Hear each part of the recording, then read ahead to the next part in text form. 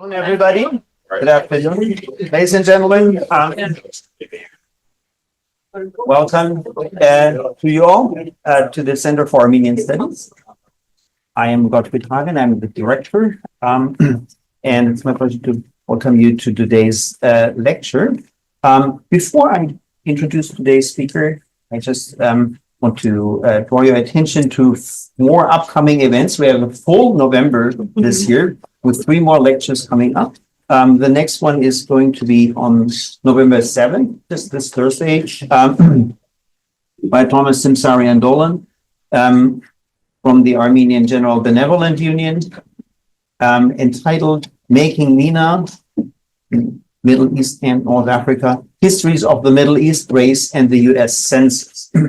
So as some of you might know, that there is no category for Middle Easterner on the U.S. Census right now, and this is about efforts to get it there. And then for further titles, I will refer you to our website and our email list. Please, if you're interested to sign up, we'll also have a sign-up sheet outside, and draw your attention to that again. Now, many of you will have heard me talk about this, but out of the many activities that the Center for Armenian Studies does in the course of an academic year, to host and support 2 postdoctoral fellows is always a very special part of that. It's something that we're very proud of. It's exciting to hear about new scholarship, see the creativity and imagination that young and up-and-coming scholars produce, how they are broadening our horizons and sometimes really help us rethink the very meaning of what it is that we call Armenian studies. And so, again, this year we have 2 fellows who have joined us. And there's always that special moment when we get to hear these new colleagues to share their research with us here in Armenian Studies, at the campus at large, and with the community out. And so we'll have 1 lecture in the winter term by Dr. Bogdan Pavlich.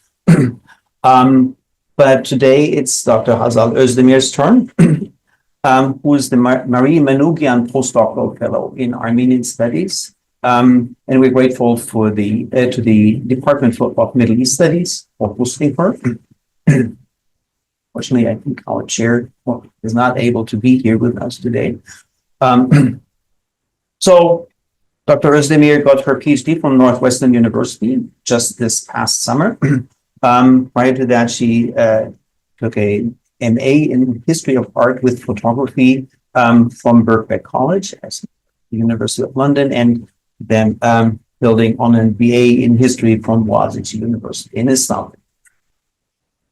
Hazal is a specialist in the history of the late Ottoman Empire, this period where emerging nationalism scrambles notions of statehood, sovereignty, political participation, citizenship, and belonging, a process that occurs in the Ottoman context in very uneven, oftentimes contradictory, and sometimes also straightforward chaotic ways, in which inclusion and exclusion, facilitated by the expanding repertoire of the modernizing bureaucratic state, becomes a central venue and tenet of politics, setting off, among other things, new waves of immigration, emigration, including to the United States. Hazal has used a particular poignant form of demonstrating the effect on the Ottoman Armenians in this whole concept in the form of photography as a tool of state control, surveillance, violence, and displacement. Her dissertation is titled They Vowed to Never to Return, Armenian Transatlantic Mobility and Abandon Ottomans. And that is also the title of her talk today. Please join me in welcoming Hazal.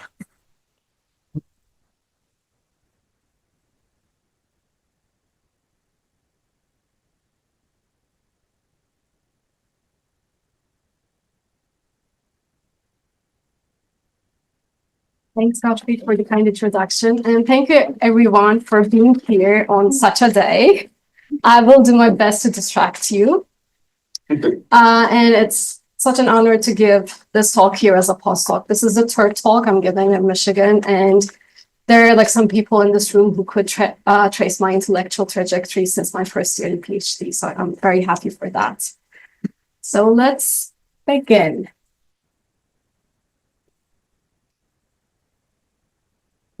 Okay. Considering denaturalization in Vichy France as a bureaucratic form of state violence, Claire Zach argues that, quote, speaking of ordinary forms, it's a way of dealing with gestures that are in no sense exceptional. Opening a dossier, examining it, scribbling a word in the margin, stamping a date, writing a letter. No murders or assassinations, no tortures, and no heroes. The story I will tell today has no murders, no assassinations, or no tortures, but it has lots of dossiers, letters, and dates. It is about mobility, subjecthood, and statelessness. Let's look at those photos. Are they really different from each other? I think not. They both depict a female subject leaning on the same coffee table. Both of them seem to have the same backdrop, but it is hard to detect in the first one. And they were both taken by the same photographer, Dilya. But there's a difference. When you look at the back of the first photograph, you will notice an inscription in Ottoman Turkish. It writes, "This is the photograph of Güharik, who is the daughter of Karabet, son of Firuz from the Cami Cedid, New Mosque neighborhood of Merzifon, who is migrating to Fresno by renouncing her subjecthood on December 29, 1906. While the first photograph was kept in a state archive in Turkey, the other one crossed the Atlantic and had become part of an archive which aims to revitalize Armenian heritage through photography, Project SAVE. While one captures personal history, the other one was used as an identity photograph. Two photographs taken by the same photographer around the same years and probably in the same place had separate but interconnected trajectories.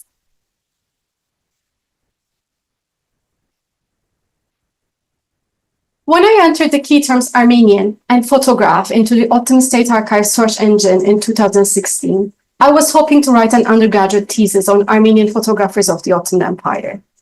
I did not expect to see photographs of an emigrating mother and her children. The photograph subject, Hatun, embarked on a long and unpredictable journey with her two sons, Artin and Hosep, in June 1908. The mother and children were preparing to emigrate to Chicago from Adana, a province in the southeast of the Ottoman Empire. They had no family left after the death of Hatun's husband.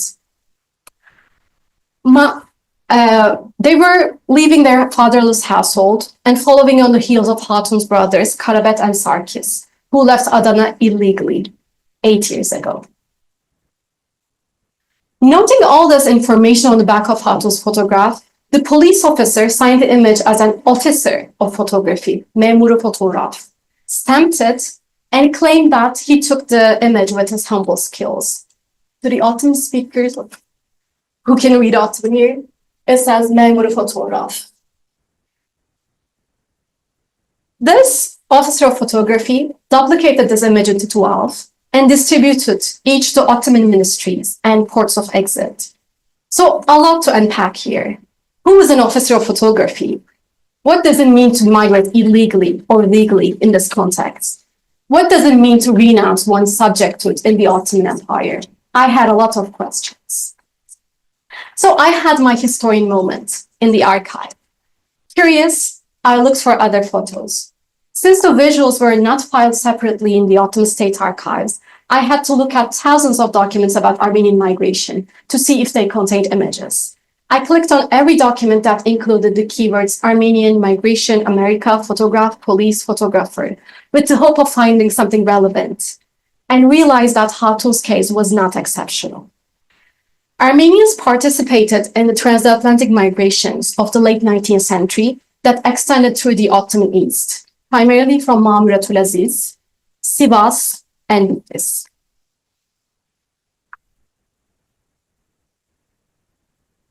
An Armenian transatlantic movement began as a labor migration, as I understood.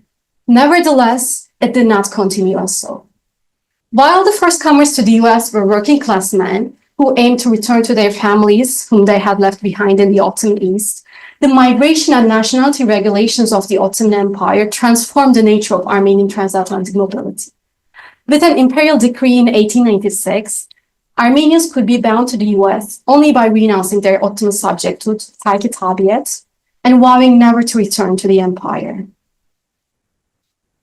Drawing on extensive archival research in both state and private archives in Istanbul, Boston, Washington, D.C., Nantes, and Paris, my first book project reconstructs late Ottoman conceptions of subjecthood, aimed at reshaping Armenian transatlantic mobility, and shows how denaturalization emerged as a crucial part of state violence targeting an ethno-religious community. Although the field of Ottoman Armenian history has long been preoccupied with physical violence, massacres, and genocide, I focus on bureaucracy and law. I investigate the empire-wide bureaucratic networks that collaborated to prevent Armenians from returning to the empire. My book project contends that the Hamidian regime viewed Armenian outbound migration as a potential solution to two problems. First, the changing demographics of empire in the wake of large-scale Muslim migrations from Imperial Russia and the Balkans. And second, as a way to mitigate and redirect anti-Armenian violence. The book argues that the government of Abdülhamid II significantly altered the fluid conception of imperial belonging and shaped the conceptual groundwork for policies that would inform regimes of displacement, transfer, and partition in World War I and its wake. Here's a tentative slide of contents. But my aim for today's lecture, though, is humbler, hopefully. By reconstructing the denaturalization processes of Armenian migrants, this lecture explores how new practices of documentation and understandings of nationality ensured that Armenians would never return. I argue that the meticulous efforts on the part of the Ottoman state to document the identities of emigrating Armenians represent a significant example of how the emergent technologies of state surveillance contribute to an exclusive conception of imperial subjecthood. My talk has three stakes. I will talk about mobility, nationality, and photography. Let's start with mobility. Although works on 19th century migration focus on mass overseas traffic, the transatlantic mobility of Armenians was inextricably linked to the seasonal migration of laborers and artisans within the Ottoman Empire. And there was already an internal labor migration tradition among the Armenian community to larger trading centers of the empire, such as Istanbul, Adana, Aleppo, and Izmir, since the 17th century. The flow of Armenians to the coastal cities of the empire indicates that Armenians were already striving to find solutions to the socioeconomic problems in the region before the transatlantic migration began. Armenian transcontinental mobility coincided with the age of high imperialism, which involved technological innovations such as steamships and trains, faster and more efficient connections between places, and the emergence of interstate conflicts about new regulation and surveillance systems such as quarantines and passports.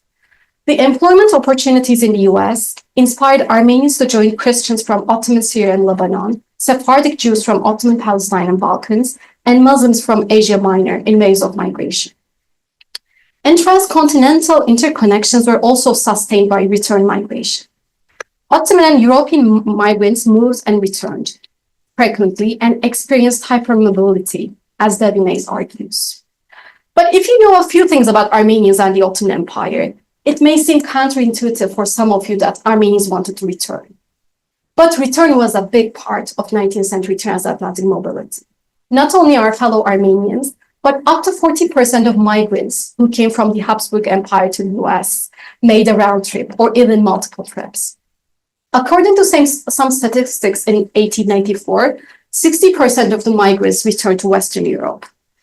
And migrants often returned because they became homesick or failed to assimilate into their new environment. Drowning into poverty was not a reason for return. If migrants had failed to accumulate money, they would not be able to buy a return ticket. On the contrary, many people did return simply because they had accomplished their main goal of migrating in the first place. They made money. While the Ottoman authorities were concerned with limiting Armenian circular mobility, it is difficult to understand if the number of returning Armenians was alarming for the government. Only in 1908, the US Commissioner General of Immigration began providing immigration statistics. David Gutman estimates that, starting from the late 1880s, each year 2,000 Armenians left the Ottoman territories and 200 of them tried to return.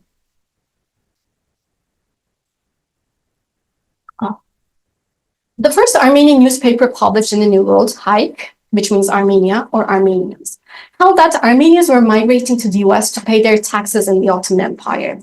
According to the editors, the prospects for an Armenian male in the New World were bleak, lacking hygiene, a wife, and children, thus no path to happiness. They published editorials to convince Armenians to save money and return to their homeland, which was facing the danger of being repopulated by different populations and losing its Armenianness. Zooming into the eastern provinces of the Ottoman Empire, the depressed regional economy, combined with the influx of Caucasian refugees, land disputes, unjust taxation, and increasing conflicts with Kurdish tribal leaders pushed migration.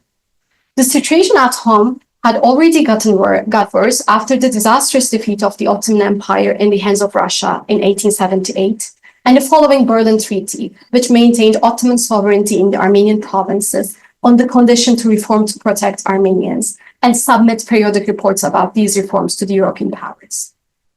The Ottoman government, in turn, considered reform a threat to its sovereignty and the empire's territorial integrity, fearing that reforms supervised by Europeans would ultimately lead to Armenian independence.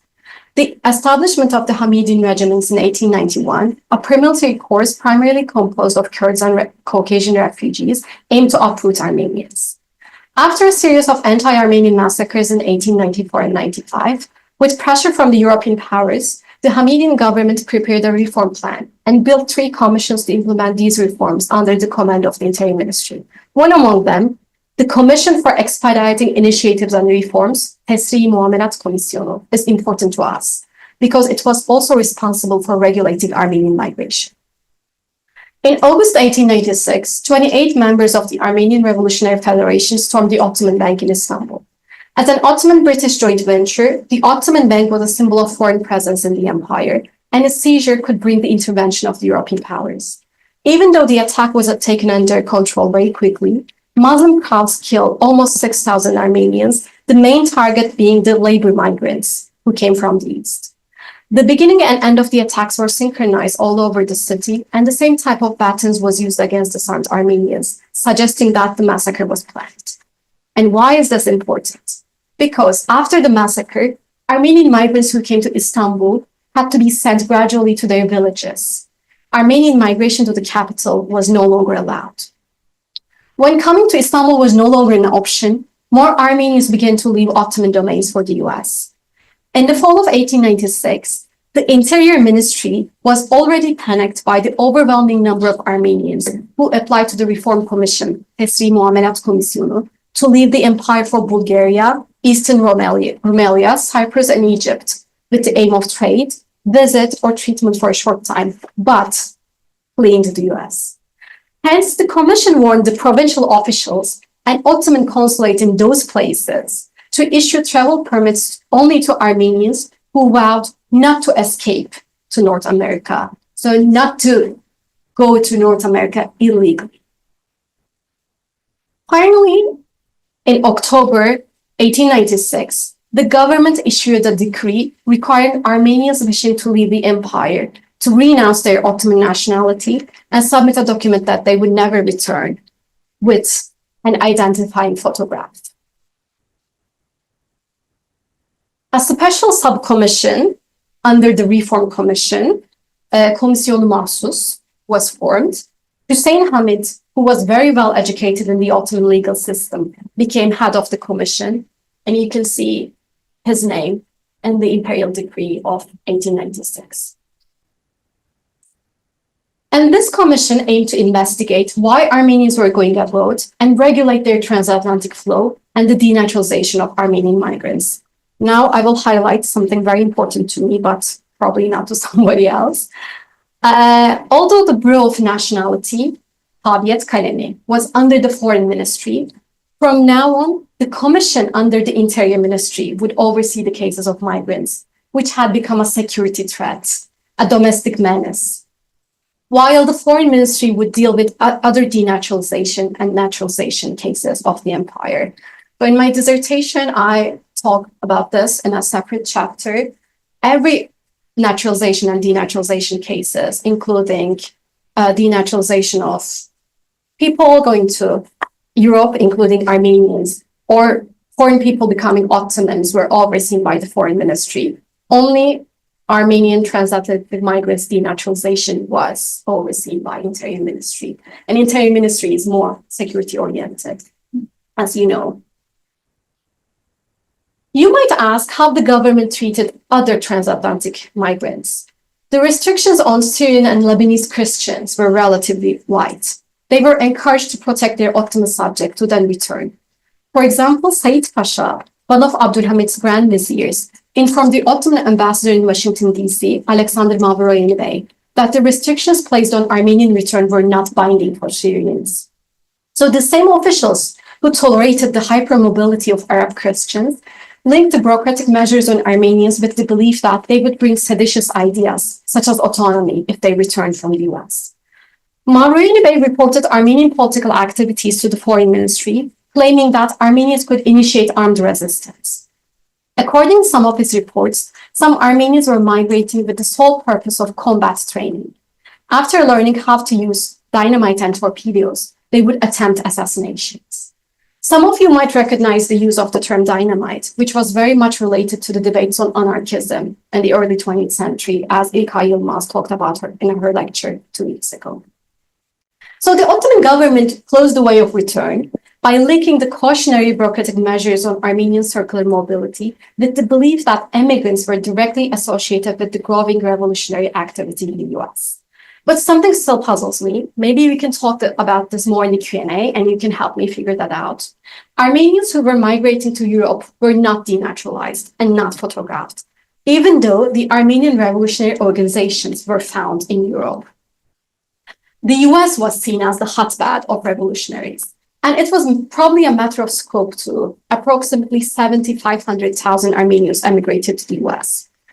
And you might wonder about Armenians migrating to Russia. There are very few documents about their denaturalization, but as far as I understood, it was not systematic as Armenians going to the US. And I really like this chart. It lists the reason for Armenians to emigrate to Russia, such as loneliness, or poverty. Concluding this section on migration, by banning return, the Hamidian government turned what began as a sojourn for males in the late 1880s into a permanent form. Hence, the nature of mobility was also transformed. It was not only a temporary labor migration anymore, but rather a permanent settlement. Thus, what changed was the gender of mobility. Editors of Haik wrote that the character of the Armenian community, they used the word colony, has been greatly modified. While the first comers to the US were lower class bachelors or married men whose families remained in the Ottoman Empire, after 1896, middle and high class families began to migrate to the New World.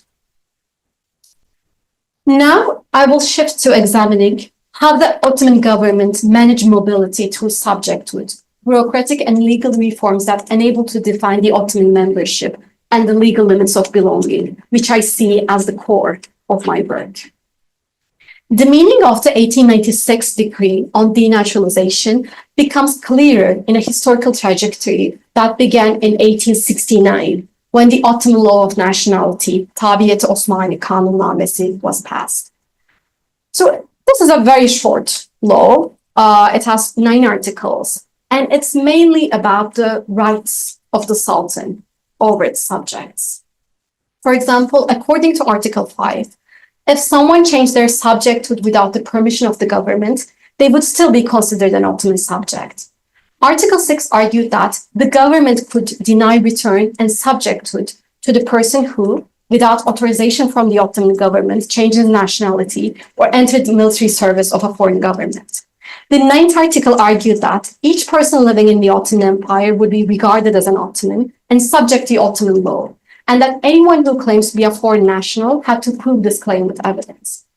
So one could not renounce their subjecthood by themselves in the Ottoman Empire. It was not like the US, where denaturalization by oneself was encouraged. And it's still the same in Turkey. You cannot denaturalize yourself. You have to submit a petition to the Council of Ministers, Bakanlar Kurulu, and have to get signature from each minister. So denaturalization means a state stripping an individual of legal belonging, which could result in statelessness. And it usually occurs when a state has exclusionary ideological and ethnic practices. What it meant to live outside the boundaries of the states, being statelessness, was defined by international agreements in the aftermath of Second World War. Nevertheless, it was a reality for Ottoman Armenians at the turn of the 20th century. Since they had to wait for 5 years to become American citizens. So Armenians, after renouncing their Ottoman subjecthood, were stateless for at least 5 years if they managed to become American citizens. So the Ottoman state's differentiation in the mobilities of various ethno-religious groups created a clear distinction. Ottoman subjects who could move freely with the state permission versus Armenians, whose movements were closely monitored, policed, and punished. I see Armenian denaturalization as a form of demographic engineering, as a state policy which aimed to shift the ethno-religious balance and composition of the empire, transforming and managing its population. Demographic engineering involves forced assimilation, deportation, or putting economic and political pressures on certain communities that eventually force them to leave the country. And I argue that Armenian denaturalization was therefore a crucial step in the transition from the Ottoman Empire to the Turkish nation state, and this ethno-religious discrimination profoundly shaped Ottoman nationality regime. So tabiat could be translated as subjecthood, nationality, or allegiance. It comes from tabi olmak, obeying someone. Some historians either translate the term as citizenship or use nationality and citizenship interchangeably. Although the term imperial citizenship gained popularity in the recent decades, I prefer to use the term subjecthood or nationality rather than citizenship for the age of empires, especially before the constitutional revolution of 1908 in the Ottoman Empire. So there are a few differences between citizenship and nationality or subjecthood. While citizenship entailed political identity and participation, for example, the right to vote, nationality provided subjects with the legal status to live in the empire and inherit the property. And citizens, in an ideal world, have rights and responsibilities. They can demand things from the government, but subjects obey the government, and in turn, they're protected. They don't have rights and responsibilities. So the 1869 law did not aspire to create a citizenry and political belonging, but only created a form of legal affiliation. If you're interested in those terms, I'm organizing a workshop on January 24th, and you're welcome to attend. Thank you. Historians such as Vilhani and Lalecan argue that citizenship is the wrong word to use, since citizens were full members of the society whose positions were secure, while the Ottoman law concerned, quote, children and wives of foreigners, orphans, emigrants, and immigrants whose positions were least certain, end quote. So let's talk about these unsecured groups and how denaturalization worked on the ground for them. Another thing which still puzzles me is that the state was willing Armenians to go, but it also tried to make migration processes for women and children harder. This could be viewed as either an inconsistency or an ambiguity within the migration policies of the Hamidian administration, or this situation could have resulted from a governmental policy aimed at separating families, or it might have been a demographic strategy intended to retain women and children within the empire. These surprising and sometimes contradictory aspects of tangle of legal policies on Armenian migration were part of the legal instruments as tools of exclusion. So even dealing with the procedures at the beginning of their transatlantic journey was not easy for Armenian women who were preparing to reunite with their husbands, fiancés, or fathers.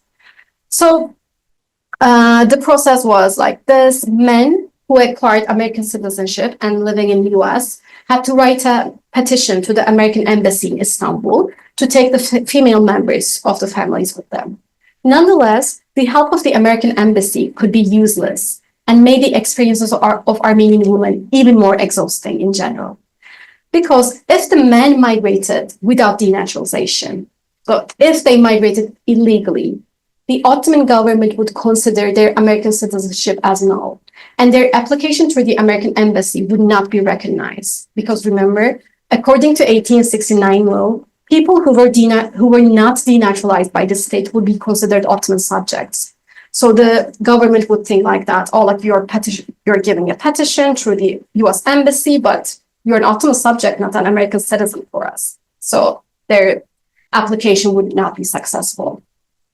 So it was only possible for women to obtain permission to go to the US if it was proven that their relatives emigrated to the US by renouncing their Ottoman subjecthood.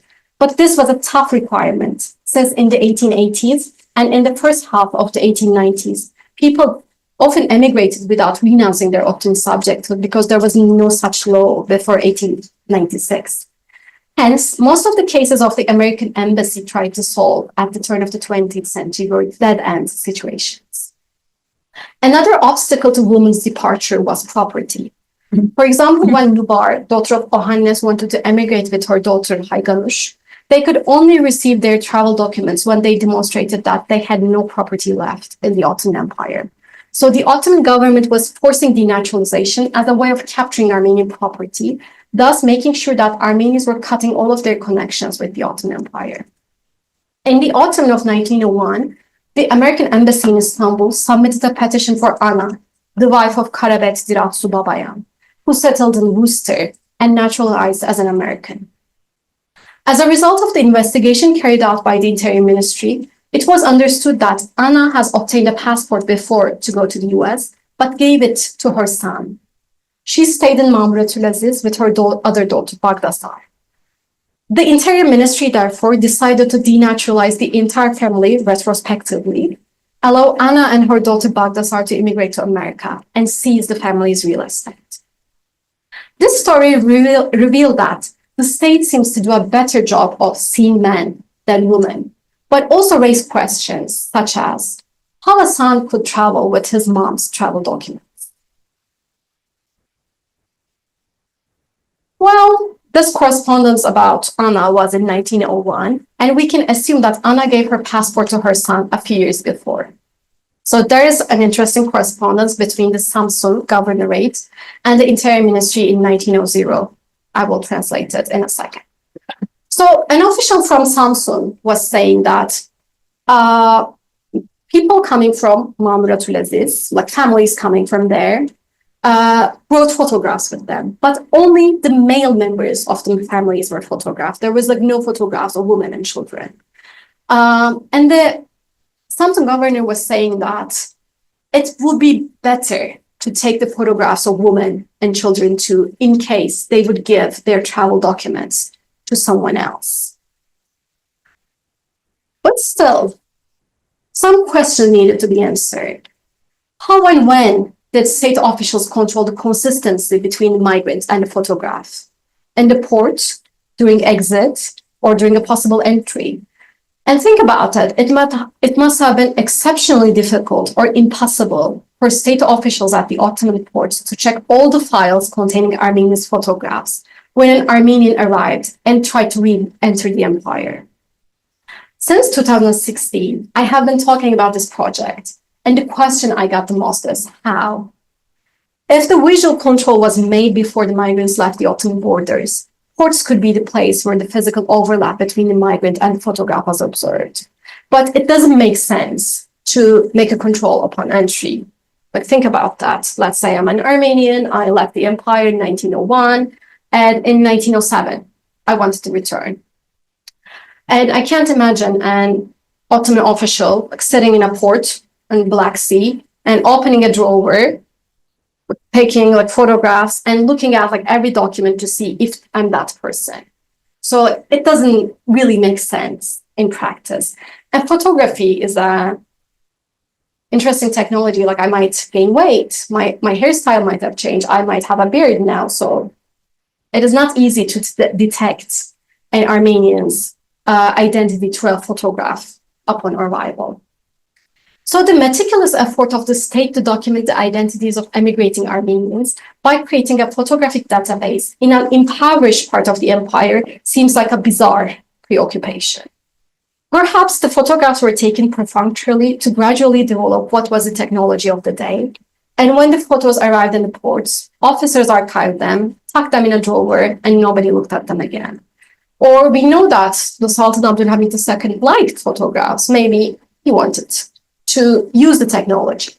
But I think it wasn't the case. There are documents arguing that if Armenians reached the ports before their photograph had arrived, they were not allowed to depart. They had to wait for the picture to arrive and be stamped before permitted to live. For example, a group consisting of 12 women and children who arrived at the port of Trabzon in the summer of 1906 was not allowed to board the steamship, which would take them to the US. The group had to wait more than 6 weeks. I don't know how it was feasible because their photographs did not arrive in time. And like another thing to mention is that photographs were not attached to travel documents before World War I. Like there was like no understanding of passport photography as we know today. So the migrants didn't carry their photographs themselves. The mobility of the photograph and the mobility of the migrant was separate but interconnected and codependent. So another question we can ask that, how common was the notion of exit photography in transatlantic migration? To my knowledge, and I might know wrong, but I think this is the only case in which migrants were photographed before leaving a country. But we know that migrants were photographed in the Ellis Island upon entry, but I know no other case with exit photography. For example, the Russian imperial government also denied subject to then return to Jews and Crimean Tatars who were leaving for the US or the Ottoman Empire in 1892, but photography was not a requirement there. Although I did not come across a primary source, one might think that the Hamidian government was aware of this Russian policy and extended it with the added necessity of a visual proof. Hence, it is fruitful to consider why the late Ottoman state wanted to employ the camera for Armenian transatlantic migrants. I tried to look at what Katrin Babayan suggested me years ago at a workshop here. If other migrants, such as Arab Christians or Sephardic Jews who were going to the US was not photographed, who else was photographed by the state in the Ottoman Empire? So the Hamidian administration frequently circulated and archived the photographs of the incarcerated people, Armenian or Macedonian revolutionaries, or Ottoman and European anarchists. So folks whom the state labeled as seditious people who were undesirable. So photography was integral to the Ottoman state's creation of an emigration database, and photographic documentation was tied both to Armenian mobility and state policies of denaturalization, but rather in a complicated way. Rather than standardized mugshots, the backbone of this photographic database consists of studio portraits and family photographs. As Zeynep Devrim-Gürsel argues, these photographs were not only family portraits, but they also symbolize, quote, a formal step in the expatriation processes through which the individual's relationship with the Ottoman state is severed, unquote. The entanglement of legal procedures and visual technologies ended up in a vast photographic archive created by local photographers and the police. You might remember that Hatun's photo was taken by a police officer who claimed that he took the photograph with his humble skills, marifet-i acizi, and signed the photo as an officer of photography. This was also the case with the photos of 4 women who left Mamre Tulaziz on the same day. And you can see purple stamp there. it says this photo was taken by the means of the police officer of Mamretül Aziz. Mamretül Aziz zabıtası vasıtasıyla alınmıştır. But interestingly, these photographs, it's hard to detect in this one, but this has a studio backdrop. So there's another question, why would police have a studio backdrop? So this vasıta, means of the police officer might mean that the police was working with an amateur photographer or a local photographer, and signing the photo himself. And in some photographs, there are no stamps by a photographer or a police, like the ones taken in Bitlis. Starting her journey from the easternmost center of transatlantic migration, Soline was preparing to leave the Hazal neighborhood at the age of 20 in August 1907. Towards the winter, Hacheri, his wife Özdemir, their daughter Iskuhin, and Özdemir's sister Prusaf, and Prusaf's son Helenkos, were getting ready to leave another neighborhood which gave many immigrants, Hazal Mescid. So they were probably photographed by an amateur whose humble skills included choosing a white sheet, which probably was to be a white plain backdrop, but not fitting the frame. Actually, I really like these photos. And we know that. it's amazing. No. And generally, people sit very close to each other in those photographs, but in this, there's a, I don't know, space between the two sides of the family. Maybe there was an animosity. I don't know. But this is even more amazing. Okay, so, and we know that the combined impact of lighter and more user-friendly cameras led to the rise of amateur photography in the Ottoman Empire at the turn of the 20th century. Also, the provinces such as Van, Erzurum, and Mamretül Aziz. So there were people who were practicing photography. And from the Annual Oriental, which lists the jobs and people who does them on in the Ottoman Empire, we know that there were no established local photography studios in Bitlis during the early 20th century. And in cities with local photography studios, Armenian photographers were usually taken by local Armenian photographers. So this was the logic I came up with. So if there wasn't a local photographer in the city, the police was taking the photographs or taking Armenians to a local amateur photographer. But if there was a local photography studios, Armenian local photographers were taking the photos. Because almost all photographers were Armenians in the Ottoman Empire. So it also shows how layered the Armenian society was at the end of the Ottoman Empire. The famous photographer families of Anatolia, such as Dildilyans or Enkababians, were often sponsored by the Hamidian government, since they were taking photographs for the state. Their local photography studios, which were generally family enterprises, created a habitus of photography, as Stefan Schiai calls, which brought together the material, capital, social relations, and collaborations in the late 19th century. And this habitus affords varieties of tasks: the material, skill, and knowledge to take photographs, the capital to open up and run a studio. And these photographs integrate Armenians into Middle Eastern history in new ways, including local photographers whose work was appropriated in the project of state violence. And one of the previous postdocs here, David Lowe, has a wonderful book on one photographer family, Sursuryans.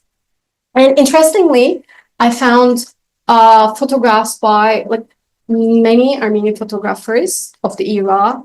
Some of them were more well known as Dildilyans or Enkababians, but there are also other photographers like Archak Yakobian, SH, and Khalifa that I still have no idea, but there was not a photograph by a Sursuryan family.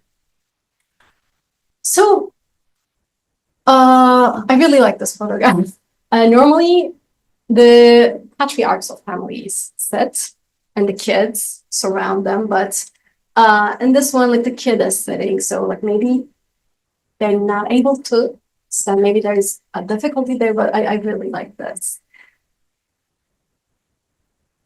So generally, a typical photograph was like that, men sitting, holding children, women tapping the shoulder. And this is a very interesting thing about, because it might seem counterintuitive for us to a photograph submitted to a state would look like this. And I think it is like very interesting to think about the dual nature of photography there. These photographs capture the migratory state, building low, being settled to being mobile, from subjecthood to statelessness, from ex-subjects to undesirables. For example, this photo captured by the Enkababian family, featuring Avedis, his wife Bayzar, brother Vahan, and their children, exemplifies this fluid nature, capturing both personal history and bureaucratization attempts of the Ottoman government. So the Enkababian brothers cropped the photograph as a souvenir, whereas the Ottoman officials who registered the photograph gave numbers to the migrants. So I also wrote my undergrad thesis, which was a year ago, about these photographs, and I was pretty sure that some Armenians had those photos in their family albums, and they were giving it to the state when they were migrating. I'm not that sure about it today because I have no evidence to prove it. But I think it's very interesting to see the parallels between photos taken for memory purposes in that time and photos which were taken by the state or submitted by the state. So to conclude this section of photography, emptying the Ottoman landscape of Armenians was not only a political and bureaucratic project, but also visual and archival one. Mary Otvaronian argues that images of the Armenian genocide that can assist in defining and constructing identity and memory for the diaspora are often absent. This work reconstructs an visual archive of displacement and dispossession that has public importance. The history of these photographs were hitherto invisible, as Vazken Hachik-Davidian expresses beautifully, left to the, quote, voiced and diverse abandoned tracts of the Armenian Ottoman historical past that have been relegated to a historical wasteland, end quote. Photography, which was a modern technology of learning, reading, and categorizing people, had become the visual testimony of Armenian transatlantic mobility and the way it was controlled, policed, codified, and numbered by the administration of Abdülhamid II. So I was going to end with my second project today, but since it's election day, I want to end the story in the US. In 1921 and 22, after World War I, after the Armenian genocide, and towards the end of the Turkish War of Independence, thousands of petitions arrived at the Bureau of Immigration regarding the quota on immigrants from soon-to-be former Ottoman Empire. With the Emergency Quota Act of May 19, 1921, the US government drastically limited the number of migrants coming from any country to a certain percentage. This was also the time Fridtjof Nansen, as High Commissioner for Refugees, created travel documents for stateless Armenians to travel across borders to secure the admission of those refugees to countries where they could support themselves. But there were diverse opinions about accepting women and children and doubts about how they could support themselves. Rob Carl-White, the Assistant Secretary of Labor, claimed that, quote, the aliens coming from the Near East are not to any great extent of the producing class. They are very largely women and children who are coming to relatives or friends in this country, and almost all located in larger cities. The women and children,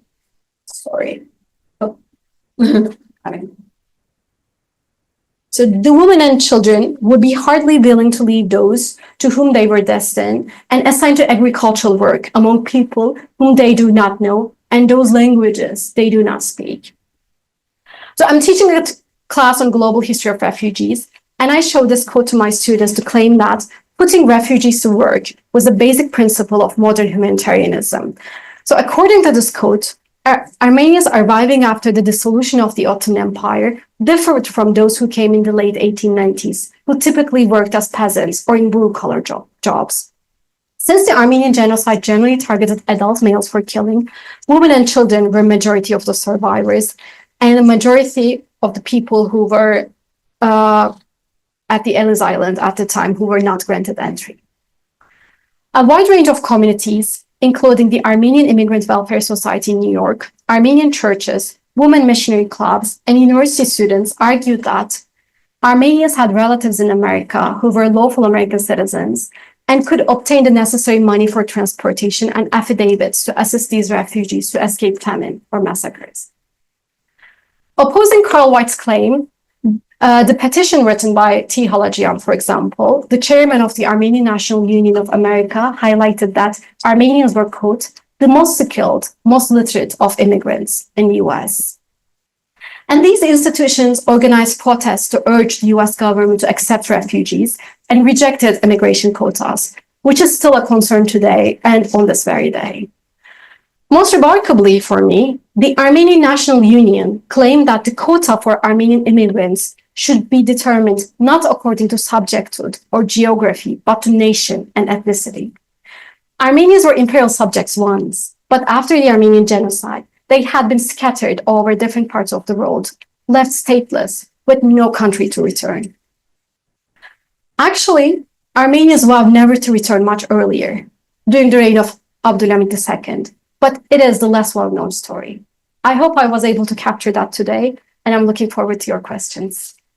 Thank you so much for a wonderful talk, and I learned so much. And part of my question is just for selfish reasons.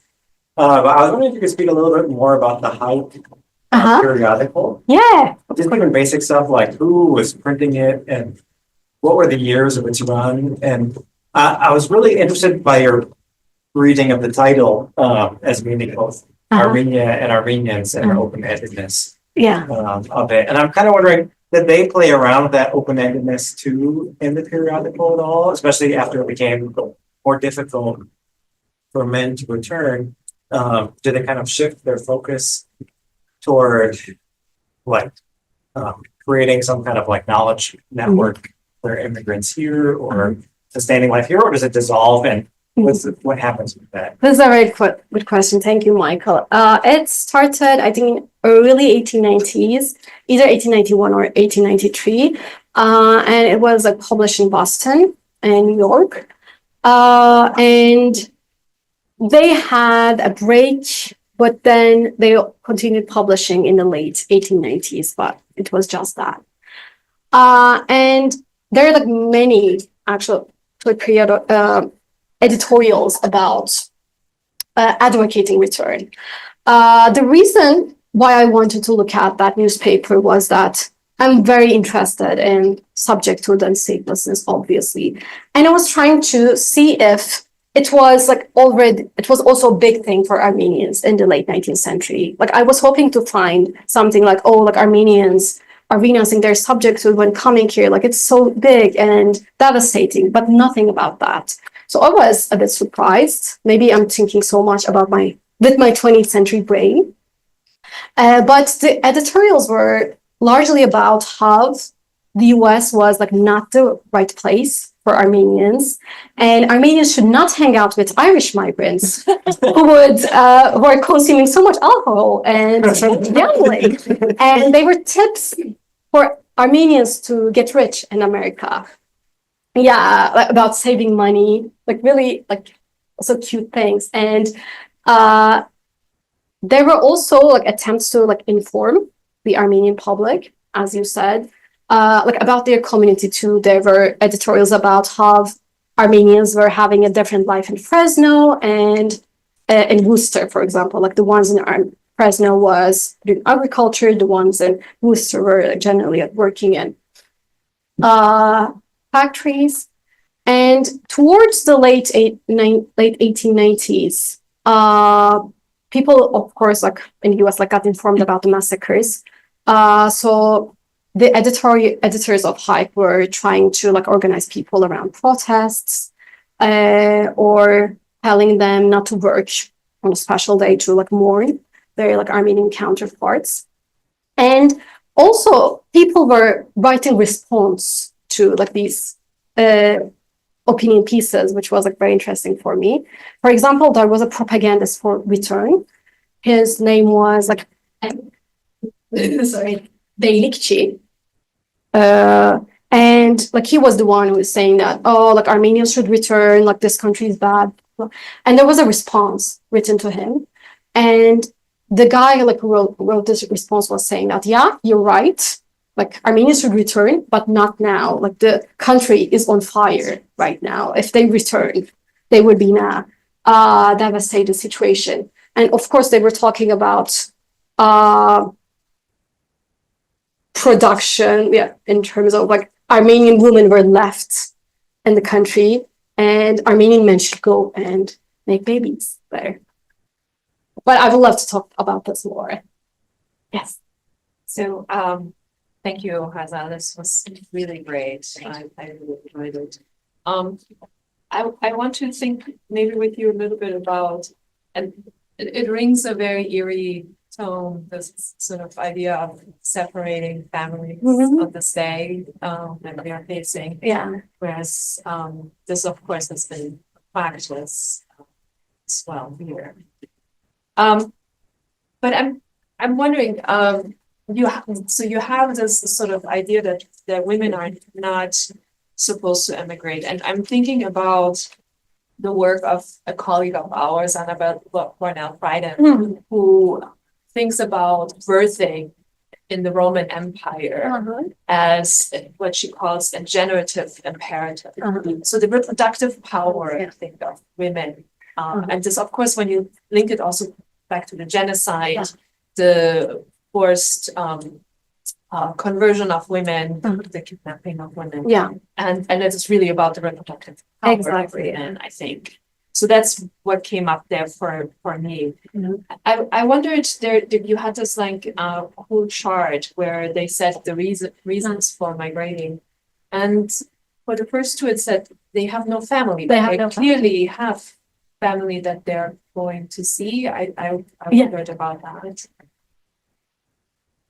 Yeah, because like it says, like they had like no family left in the Ottoman Empire, but they have family, and joining family. Okay. Yeah. And then the idea of statelessness. So you're stateless for 5 years in the US, and what happens if you don't get citizenship?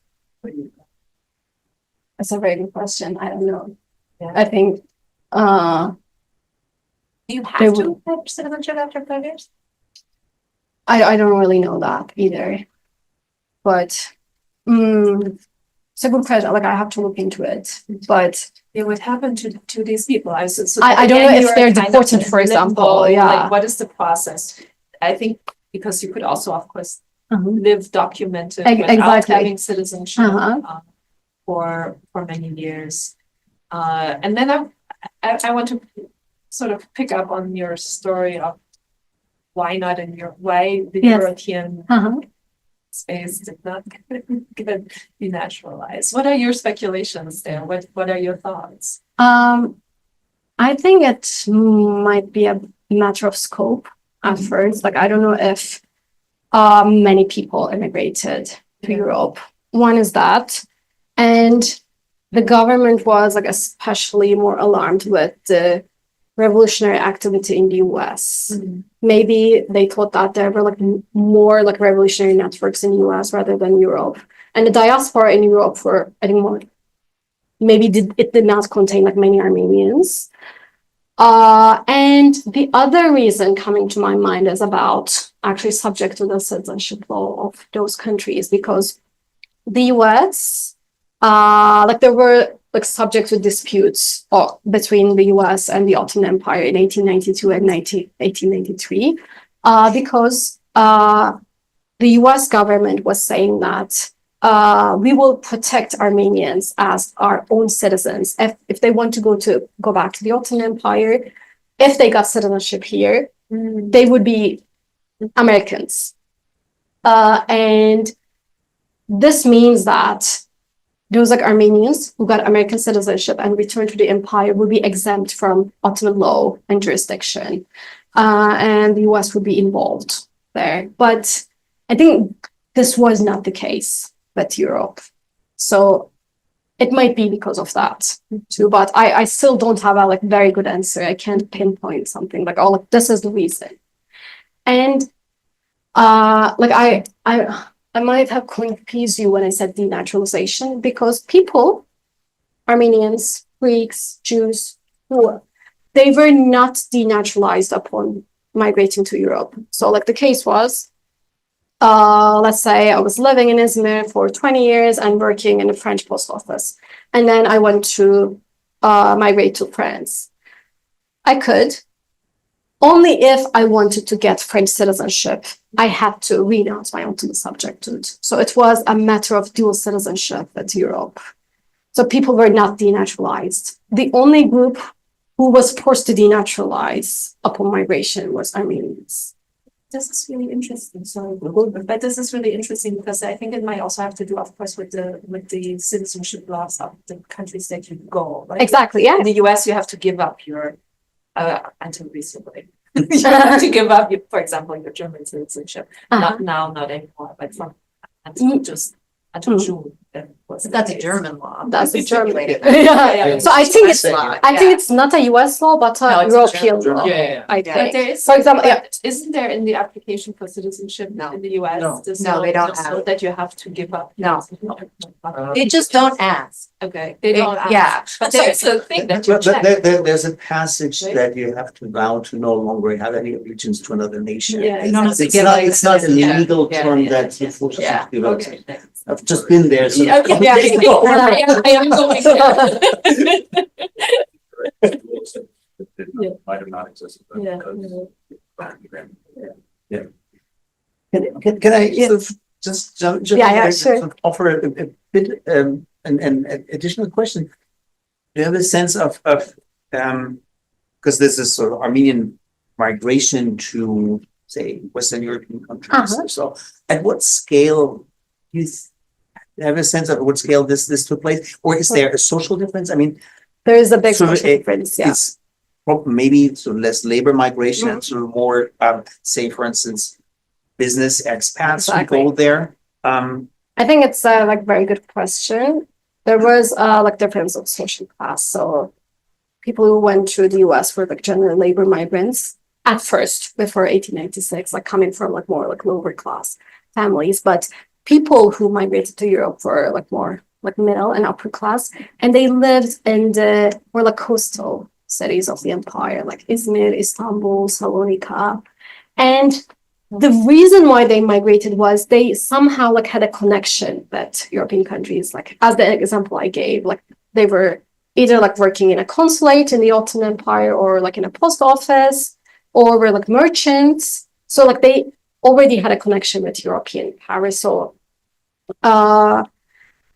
and about scale, like I don't know like the numbers, but I can say that like the cases are like very few, like in the Ottoman Empire, like in the Ottoman state archives, like compared to the like Armenians who migrated to the US. But it is also a matter of archiving there. Like so, like the government was like obsessed with kind of like migration and not so much with the other, I assume.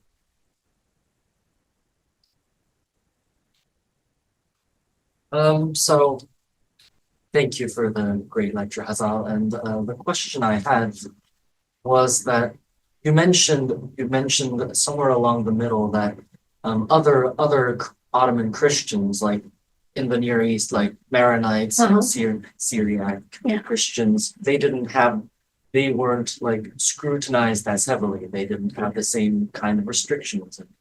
Why do you think that was? Do you think that was because it was where they went or their purposes? Maybe. Very good question. I think they were not seen as a problem as Armenians were.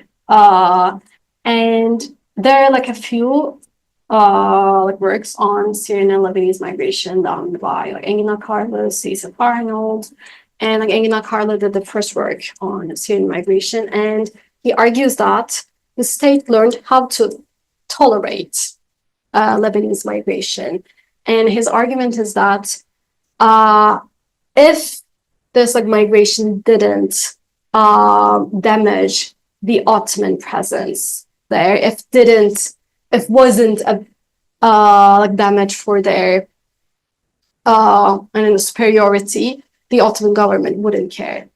So I think there was a peculiar danger associated with Armenian migration. and especially with Armenian transatlantic migration in the era, because like the relationship between the state and Armenians were like not great. There were like already massacres and emerging revolutionary organizations at the time. And I think it is still interesting to like think about that, like why Armenians were like punished like this. Maybe because like the Ottoman government did not have a mechanism to just ban the entrance or like circular mobility of people who like saw it as undesirable, as like revolutionaries or people who really like involved in protests. But it chose to punish the mobility of the whole community. So like there is like another thing going on there. So I think it's about like seeing a community as a dangerous and labeling their migration, their mobility as a dangerous thing. But it was not about scope, for example, like many like Syrians and Lebanese migrated. Especially in Latin America. Yeah, Brazil. exactly. There's a lot of Marinans. And they're like also, yeah, and they also like organized protests in US and Latin America. They also like built institutions, but the state was like not seeing them as dangerous as it saw Armenian presence in the US. Kristen had her hand first, but I'd like to. I just had a quick question about photography. Uh-huh. Part of what you were, I mean, the photographs are really fascinating, and in part they reminded me of some work by Tina Camp called Listening to Ages, and I love her. some of the different archives that she's working with. She has a series of photos that I on they're from a later time period from the 80s, but basically it was cheaper to take portraits and then just like crop out the face for the passport photograph. And so she has an archive without faces. This is a different case here because the passport photograph as such did not exist yet. But what Tina Kemp is saying is that this group of photos is asking us to think differently about all the other aspects of identification. And she's looking for moments of subversiveness and stands and like what people are wearing.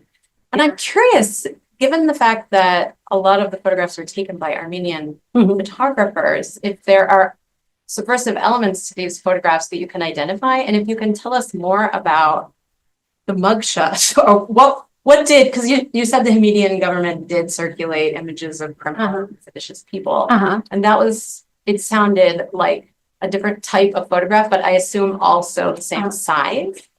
Same size, yeah. The mugshots were a full body shot, so Yeah, like tell us a little like, bit more about the difference between these images, and if you could think about the significance of the portrait and a family portrait. Oh, very good questions. I really like Tina Kemp, and she, like in a different example, she also talks about how, for example, criminal photography in the late 19th century were like also like taking studios. So like criminals in the UK were like brought to like studios and posed with studio backdrops and props. So like this is like not a very like different case in the late 19th century. That and about your second question about subversiveness, I'm not sure about that, but I think local photographers were like putting things which made Ottoman photography like more local, like carpets, for example, like symbolizing like Armenian skills, or they were like making subjects like posing with books or like using their like own backdrops and props. So I don't know if this created a subversiveness, but this made like identity photographs like very similar to like studio portraits they were taking. No, I think it is interesting. And about the other photographs of like revolutionaries or criminals, they were like also like not mugshots in general. They were like full-size photos, and sometimes they also like included backdrops. So I think like what made those migration photographs different was the fact that they were generally family photographs, because like the other people, anarchists, criminals, like they were like photographed solo. Um, yeah, but they're very good questions. Thank you. I'll think about it more. Thank you. This was a fantastic presentation. So, I want to think with you about property. It seems like a very important part of the story, and I'm wondering, well, if you zoom out, it's also a middle point in property regimes. I know already in the 1850s, from back in Torunlu's work, the Ottoman state was already planning to deport and dispossess Rum citizens who had claimed Greek citizenship. It was just the outbreak of the Crimean War that kind of caused that. And then at this point, you have the Ottoman state dispossessing it, seizing properties, which then becomes the norm in the 1910s and 1920s. And I also, my understanding of internal migration is that oftentimes when migrants were traveling to Istanbul for 5-10 years, they would come back and build houses, use the money basically to expand the neighborhood and family possessions. So I'm wondering, first of all, what was the scale of property dispossession, seizures of properties? How often was it the case that part of the family remained and was able to lay claim to these properties? And to what extent maybe this archive of photographs may or may not be tied to the Ottoman state's attempt to deracinate neighborhoods? Oh, very good question. So I'm not very knowledgeable about the property side. Like in almost like every cases, like if like families migrated, they had to give their property. And I'm not sure about, like I can't give a number, or I can't answer like the whole of your question probably, but it gave me a like good like food for thought. I can do more research about that. And I think what you like said about like Barcatorno's work, like giving that example, is very interesting, because it is like we actually, when we talk about the like seizure of non-Muslim property, we look at the Armenian genocide or World War I, the embodiment, the abandoned properties. But this was a process started much earlier with Greeks, and then like happened in the 1890s. And for example, like I don't know, it might be an interesting thing for me to look if an Armenian family managed to return before the genocide. I don't know if they were able to get back their properties. I don't know whom they contacted, for example, for that, but I will look into it. Yeah. And I hope, I can have a better answer for that in the future. What the state decided to do with these properties? They gave it to generally like Muslims, like Okay. Caucasian refugees, I've heard. Oh, yeah. I assume, because like it was the like general. But I can't say that I come across a source saying that, oh, like this Armenian family left their property and we gave it this.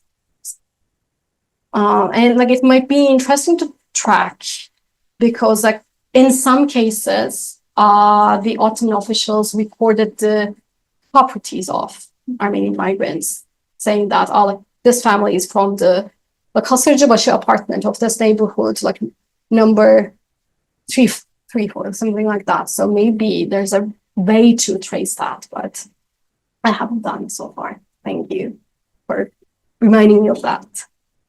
Yes. So maybe another possible question, because Yeah, we to- asked the same question to Dr. Yilmaz when she came a few weeks ago about why would they want to return? What's the Yes. reason for returning? And she also, it's kind of a hard thing to answer if we have that to people returning. When she came from. So I have several ideas. One is that like their families were in the Ottoman Empire. The migration was thought to be something temporary in the first place. many people wanted to pay their taxes and loans in the Ottoman Empire. So they decided that they will go to the US for a couple of years, earn money, and then come back. So it was like labor migration to Germany in a way. So that is a reason. Some of them felt homesick and they missed their homeland. And as I talked about the like editorials in Hike, there was a like effort to sending Armenians back because the Armenian community like wanted Armenians to marry Armenian people. And the Ottoman Empire, they didn't want them to remain in US. So I think like the reasons for return is like maybe like not there's not one reason, but like multiple reasons, including like being homesick, like want to like reunite with their families, or property related. They want to go and claim their property in the Ottoman Empire. And I think it is interesting when you think about like Armenians and the Ottoman Empire, but it was not very interesting, as I mentioned, in the late 19th century labor migrations. Like many people want to return to their homes in the Habsburg Empire in Europe. But there, of course, I'm sure there are like people who wanted to make a living in the US and want to stay there, but I think almost like half of them wanted to return. I hope I gave a good answer. I was wondering if you could say a little bit more about why in those places where there was an Armenian photographer, why was it required that it had to be from it wasn't required. I have no idea about that. Okay. Yeah, I have no record of that. Because I guess I was just wondering like why, because presumably in those places the police would have also been able to take the photo, and that would have probably been easier. It's very, very good. Yeah, it's a very good take. Like I have like no source about saying that, for example, Armenian photographer would take the photo, or I don't know the price of like taking a photo, for example. Like I have no source about that. I have no idea about like how much it took for Armenians to pay. But I know that they paid for their initial photos and the Interior Ministry paid for duplicating them. But I don't know the price. So like it was like my logic that if there was a local photographer, they took the photos, but there might be some like other logic that is better than that. But yeah, probably if the police took it. But it might also be related to the to like if there was a camera in the like police station, for example. We know that like Abdulhamid II like circulated like it he wanted like almost like all institutions to have photographers, like hospitals and police stations. But I don't know if, for example, a police station in a neighborhood in Bitlis had a camera at that time. So it might be like matter of that too. Yeah. Exactly. Yeah. But I can't give you a definite answer either.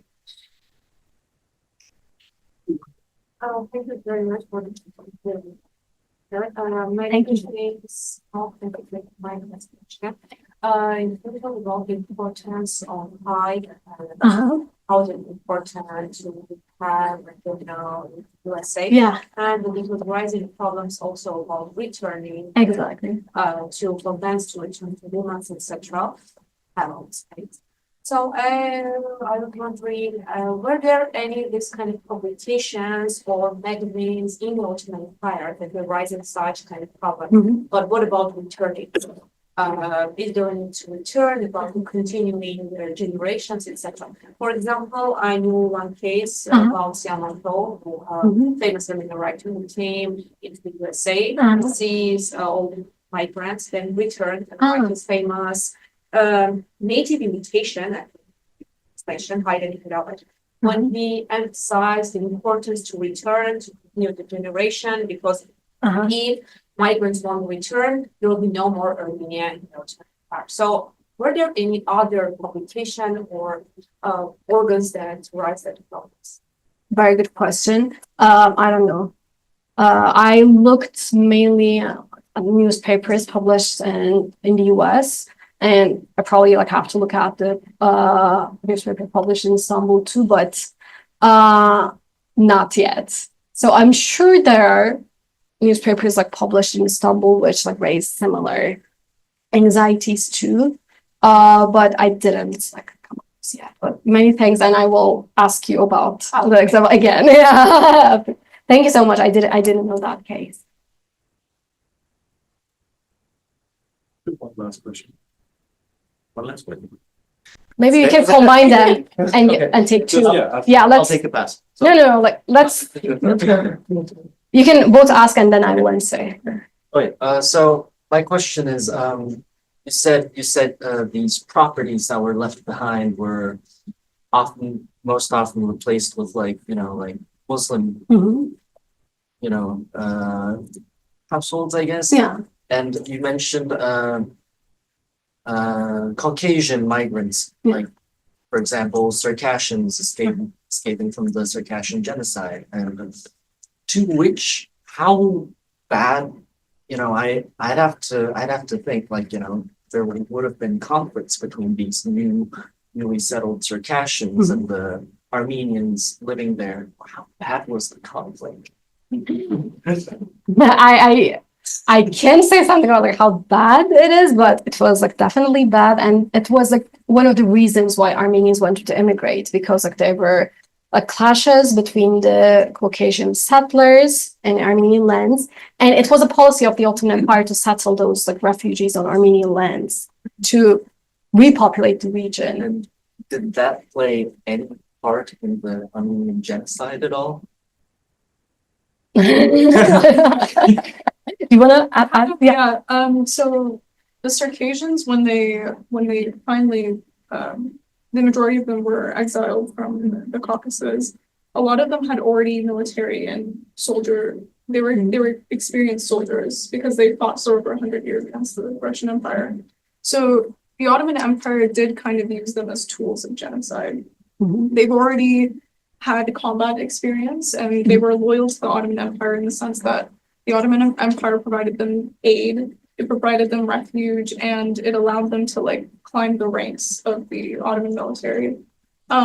So they did use them as agents within the Armenian genocide. Yeah, and if you're interested in Caucasian refugees, there are like two wonderful books published about them in last year by Vladimir Troyansky and Anna Pratanzonov. Gottfried. I always sort of get hung up on the sort of basic practicalities of many of these things. And so one thing I wonder if you have any ideas. I mean, if you had to have a police photographer, you need people to train them. Yeah. And it's after all, it's in a rather involved process, right? Yeah.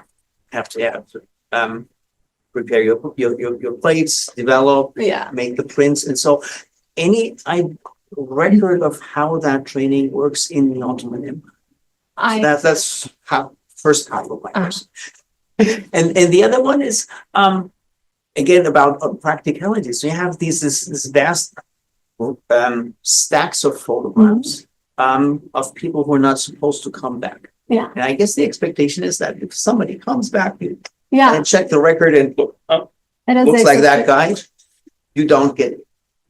Is there actually evidence that it worked that way, or is the effect more sort of a psychological one that it sort of projects a stricter regime of control that would be harder to subvert? Or is there evidence that anybody tried? Do you want to add on that? Yeah, just were these photographs attached to a piece of paper, or were just the photographs with the story on the back? I mean, this could also be, of course, archival separation over time, but maybe on the materiality, Yeah, things that I think there are like damages on some photographs, and like it seems that they were like pasted or something, but it can be about like archival damage. And the thing is, I was never able to see them in physical. Yeah, they're all like online. And when you go to the Ottoman State Archives in Istanbul, they say that all of we are in the process of digitizing, and we don't show these photos. Yeah. So I think towards exactly. question, and there's And something attached to The first thing, I think it's a very good question. I didn't come across any documents about that, but it doesn't mean that there are no documents maybe there and I didn't see it. But I know that like certain like police stations like in Sivas and Kayseri requested cameras from Istanbul and they were coming from Europe. But I guess it is not only about the photographing Armenian migrants, but also like criminals or the prison photography was becoming a thing in the 1890s. Prisoners' photographs were also taken. So I think police were going under some kind of like practice to take those photos. And secondly, yeah, totally. I don't think that it worked in practice. I can't imagine if someone tried to re-enter an official sitting in a port, opening a drawer and looking all the photos to see the result. It doesn't make sense. It's multiple ports. Exactly, multiple ports. Like there are like Samsun, Trabzon, Izmir, Alexandria, Beirut. Although I guess presumably if they were coming from the US, then they would have maybe just sent them away regardless. It's the Exactly. So I didn't come across a document saying that, oh, like this Armenian tried to re-enter, but we have their photographs, so we didn't take them. The case was much more like this person is coming from the US, so like we won't take them. So I don't think that, or like I'm not sure if like the photographs like worked practically as it was imagined. But I think like what you said finally was very important. It was a way of like modern states telling that I can trace all of you. I have your data. So like think about today, like the states, like everywhere, like they are biometrics, fingerprints. And let's say if I can't go back to Turkey, or if like the Turkish state tells me that we have your photos, like we have this, like you can't come back, I would be scared. And probably this was a way of scaring Armenian migrants and showing that the modern state has a technology to survey all of its subjects. So like more than maybe practice, the obsession for archiving and the ideology is more important there. So maybe we can like think another way, and rather than trying to understand how this like surveillance mechanism operated in practice, we can think about why there was a system like that, like why the Ottoman government was like obsessed with creating an immigrant database in the 1890s in the absence of biometric data and passport photographs. So I think it is very interesting. Of course, thank you. Let's thank Hazal for her great.